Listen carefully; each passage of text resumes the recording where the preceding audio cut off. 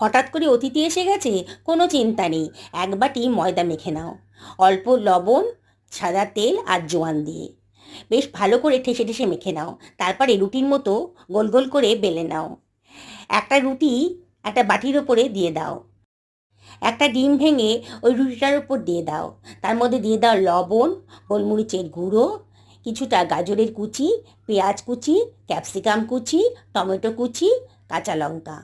আর একটা রুটি দিয়ে ওটাকে কভার করে দাও। সাইডগুলো কেটে দাও, কেটে ফেলে দিও না। ওটা দিয়ে কিন্তু আর একটা বাটি মোগলাই তৈরি হয়ে যাবে। বুঝতেই পারছো বাটি মোগলাই তৈরি করছি। গরম তেলে বাটিটাকে উপুর করে দাও। তারপরে ওপর থেকে একটু তেল ছিটিয়ে ছিটিয়ে এপিঠ ওপিঠ খুব ভালো করে ভেজে নাও।